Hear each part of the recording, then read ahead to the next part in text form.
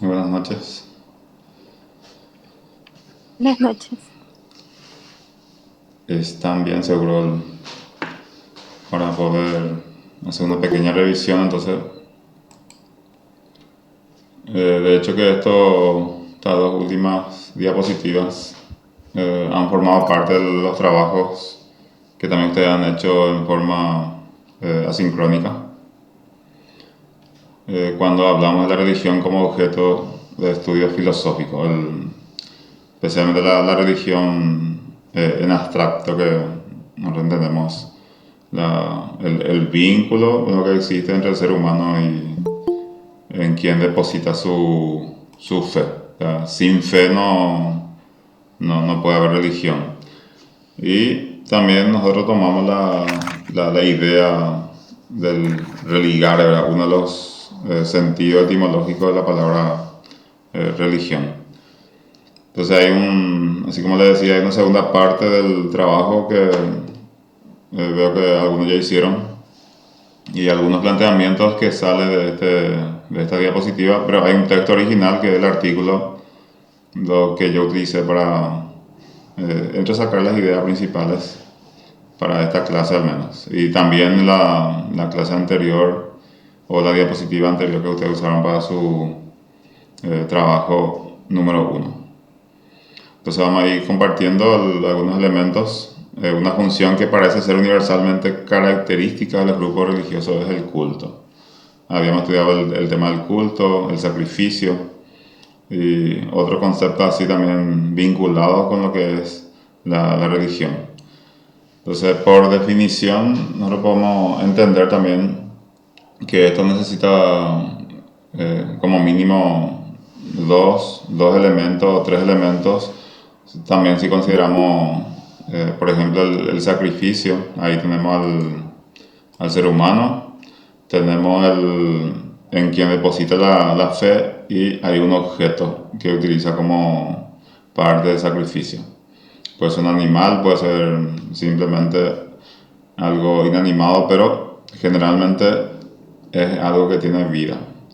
Y tiene que ser también de un elemento cuando se trata de un ser vivo, eh, lo que mezquina mucho el realizador del sacrificio. Entonces, en ese caso, también el autor nos menciona que surge lo que se llama el sacerdocio, o sea que el que cuida de los rebaños sería en términos metafóricos, pero los rebaños son los creyentes. Y la cantidad de creyentes es importante en el sentido también para darle fuerza a la religión. Mientras más creyentes haya, también es como que tiene más fuerza y estos sacerdotes son los considerados maestros del rito, lo que van a tratar de preservar y conservar. Guían a la comunidad de creyentes, porque el creyente necesita también cierta señal de vez en cuando, como para mantener o fortalecer su situación o su vínculo con aquel que filosóficamente es imposible que demostremos, ¿verdad? Pero eso no se discute en el campo dogmático. Ahora, la definición, conservación y desarrollo de la doctrina es también una función importante y se encuentra desde el punto de vista analógico en todos los grupos religiosos. Eh, si pensamos cuando que esto no es posible, tampoco vamos a pensar lo que el grupo religioso va a persistir. Entonces, está el sujeto que cree, evidentemente, o sea que es lógico que la fe se deposita en un ser no visible, pero también caracterizado por alguien que pueda controlar, que más adelante vamos a ver el tema de las emociones de los sujetos. La iglesia, que también es un edificio, pero dentro tiene a los ministros, vamos a decirle, los encargados de mantener a los sujetos creyentes en sintonía, de hacer los recordatorios, de los refuerzos, así como hacemos también en la educación la famosa retroalimentación. Puede ser muy repetitivo, pero es igual, es una forma de mantener dentro del propósito también de la connotación o la metáfora, lo que significa eso como una esperanza. La iglesia es necesariamente educadora y sus conductores, por tanto, han de ser maestros. Nos referimos a lo que sostiene el culto, entonces son los sacerdotes, o también dependiendo de la religión se puede llamar de diferente manera, de diferente categoría en cuanto a concepto. Entonces el bienestar físico de sus miembros y de la sociedad en general es preocupación solo de algunos grupos religiosos, sobre todo de los que han surgido en Occidente, que sería como la segunda parte, como la continuación, como una reinterpretación del vínculo que existe entre el ser humano y el misterio. Entonces en Occidente, desde los tiempos bíblicos, los grupos religiosos se han preocupado de los enfermos, de los pobres, de los huérfanos y de las viudas. En cada celebración se escuchan estos conceptos. Es como que se orienta más hacia lo desfavorecido. Y yo no sé si uno tiene que estar en una situación de estos citados también como para acrecentar su fe. O sea que yo tengo que estar enfermo necesariamente, o tengo que ser pobre, huérfano o viuda, por ejemplo, para que se despierte en mí esa sensación de que la fe es importante, o el vínculo con el Ser Supremo es importante. O sea, tengo que autosometerme a una crisis solamente, o cuando todo está bien. Cuando todo está bien, me tengo que preguntar si Dios existe, o cuando hay un problema. Entonces ahí, así como concepto siempre, no estamos diciendo lo que el ser humano va a poder experimentar. Y si, así también como dijimos, si va a ser por merecimiento, va a ser más complicado ahora. La comunidad misma es la última autoridad en lo esencial de la fe, porque ¿qué pasa si la comunidad también se debilita o deja de creer? Una teología o el lenguaje de los teólogos puede someterse al analizarse por medio de la lógica formal y la semántica. Y ahí surge la pregunta también que yo le había hecho en el trabajo número 2. ¿Cuál es la estructura lógica de la fe? ¿Cuáles son las condiciones de verdad de la fe? Por ahí si surge algún planteamiento que pueda servir como respuesta, a mí me gustaría escuchar. Especialmente estas dos preguntas que están acá, que están relacionadas. ¿Cuál es la estructura lógica de la fe? ¿Y cuáles son las condiciones de verdad de la fe? O en realidad no se puede hablar en términos de lógica de la fe. Desde el punto de vista dogmático, sí, el que cree sostiene que es una cuestión indiscutible, ¿cierto?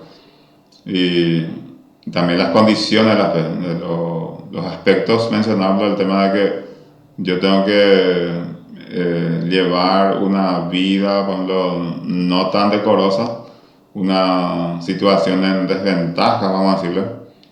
Y ahí es como que me siento no completo y solicito el soporte no del otro sujeto hombre, sino de un ser que pueda tener la capacidad o la posibilidad de intervenir en la ayuda que uno solicita. Entonces, ¿qué surge a partir de esta pregunta? Si usted ahora mismo no tiene la respuesta, o lo que ya respondieron, o cómo lo han hecho, no precisamente así en forma memorística, sino que tuvo en cuenta como para considerar su respuesta también como válida.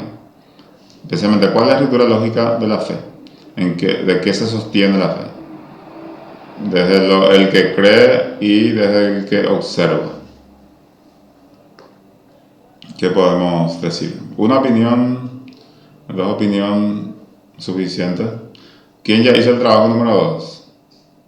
O sea, el último trabajo, en realidad los números ahí no cuentan.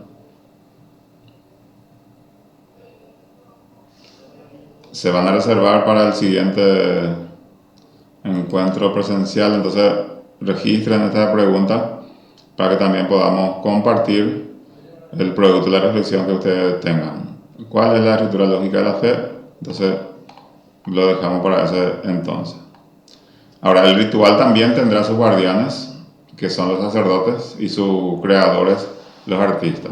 Sacerdote no precisamente tiene que ser aquel que está dentro de una religión específica, sino aquel que acompaña, aconseja y cuida la parte espiritual o el aspecto espiritual del ser humano.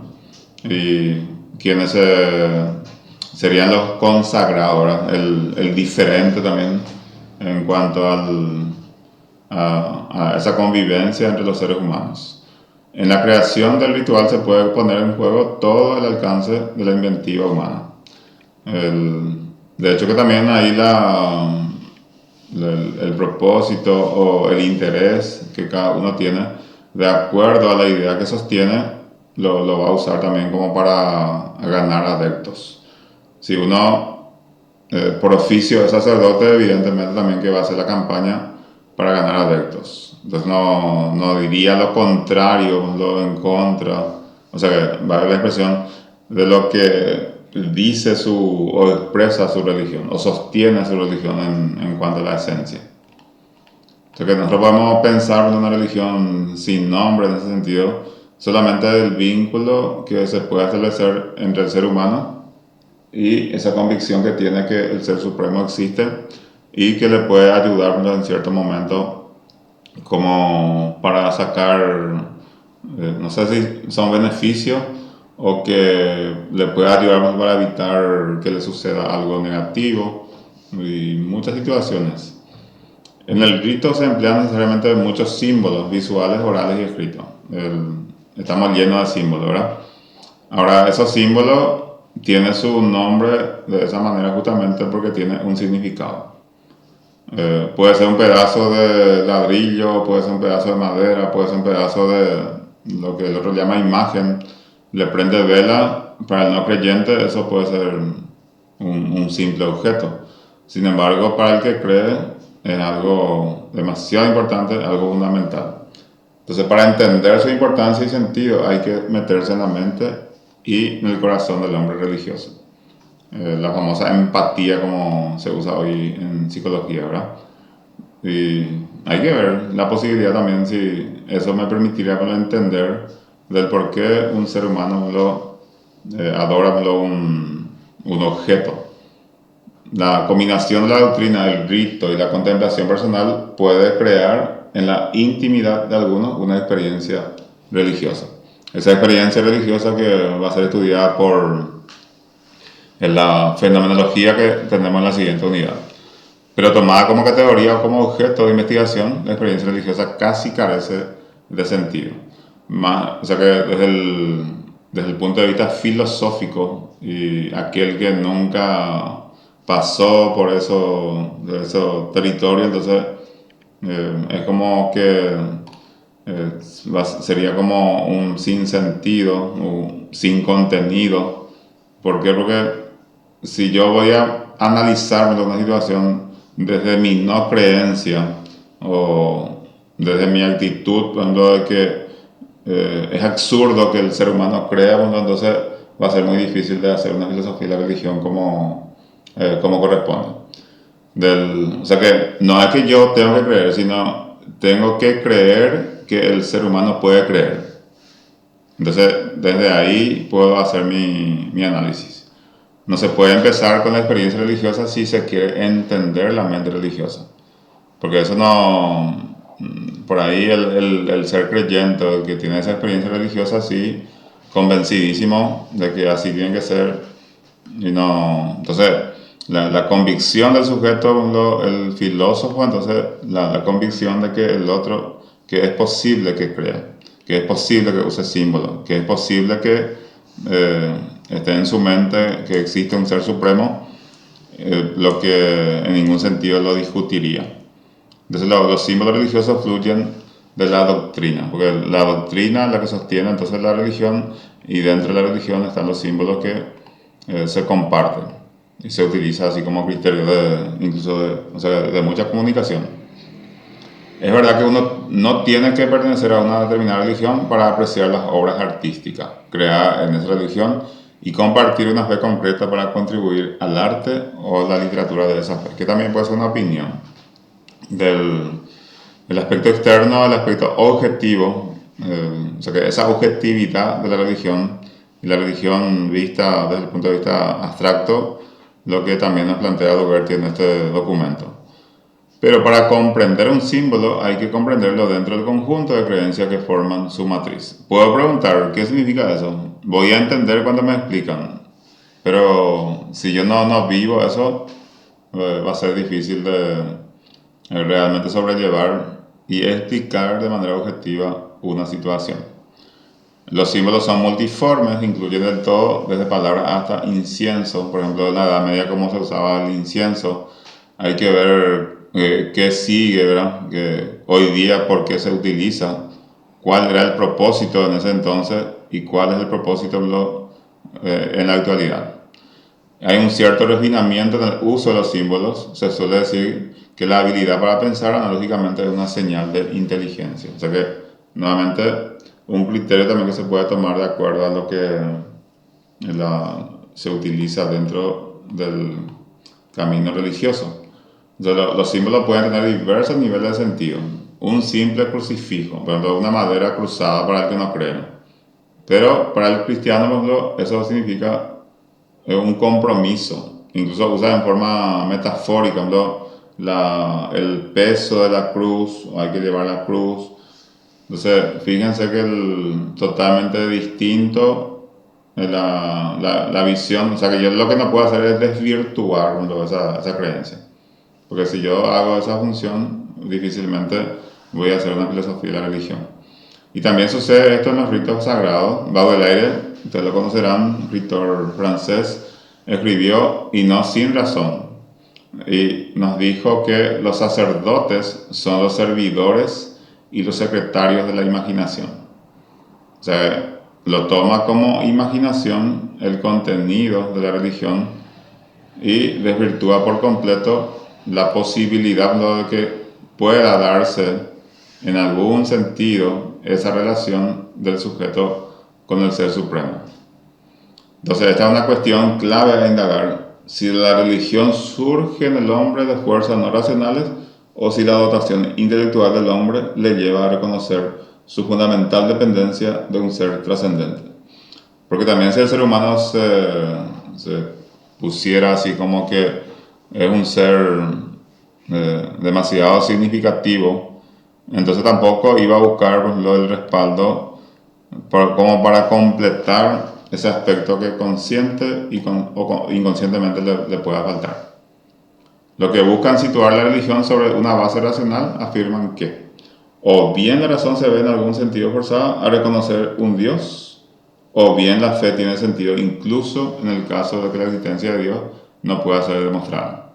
Entonces, si la razón lo hace muchas preguntas a la fe, de hecho que la fe no le va a poder dar la respuesta como corresponde. O directamente utilizo la palabra fe y no exijo ningún otro elemento, por ejemplo, el hecho de que Dios tiene que ser demostrado. Pero la demostración no se hace en forma física, sino por los efectos. La causa eficiente entonces se manifiesta, por ejemplo, en la naturaleza, en el orden, como el que nos quiere convencer, de esa manera se va a referir. Y lo que se niega en un fundamento racional, aún reconociendo el carácter natural de la religión, ponen su origen en la estructura emocional del hombre, lo que le decía. Entonces, esa parte también se puede trabajar y funciona cuando el sacerdote o alguien de su categoría que tenga esa intención, entonces trata de persuadir al otro ser humano también para que se convierta en adepto.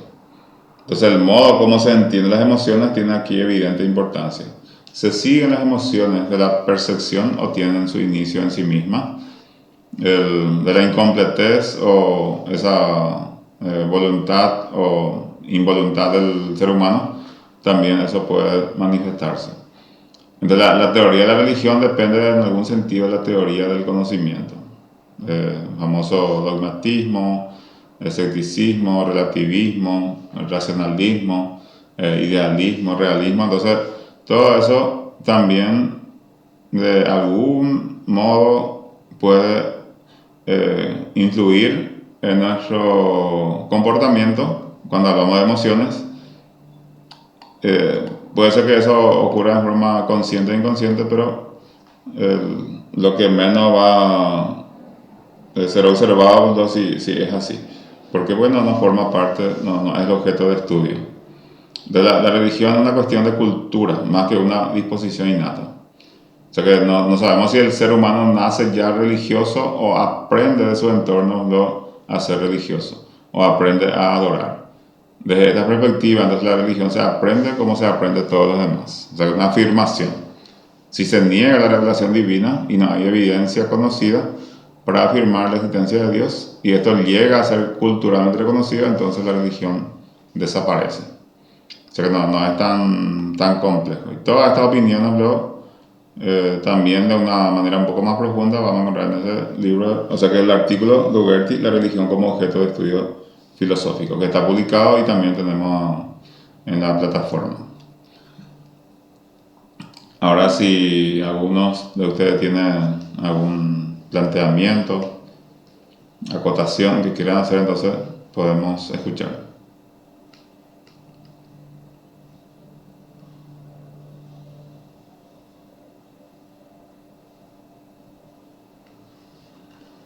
Bien, entonces lo que le reitero que esta diapositiva que estamos usando ahora, usted también van a usar para responder. En realidad no son preguntas directas, sino usan las frases, pero contextualizándolo nos puede servir como para iluminarnos en el momento de responder las preguntas. Que para usted me imagino que son todas sencillas, ¿verdad? Como también ha sido el trabajo anterior.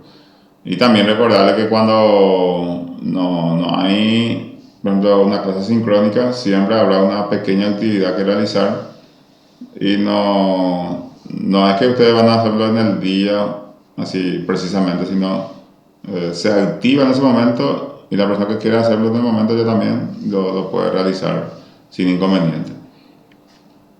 ¿Está bien? Entonces, eso es lo que cierra esta parte de la unidad 1 y arrancaríamos la unidad 2 en la siguiente clase que nos corresponde justamente presencial. Muchísimas gracias por la atención y nos reencontramos entonces en la siguiente clase. Muchas gracias, Gracias, profesor. profesor. Buenas noches. Gracias, Bueno, profe. muchas gracias.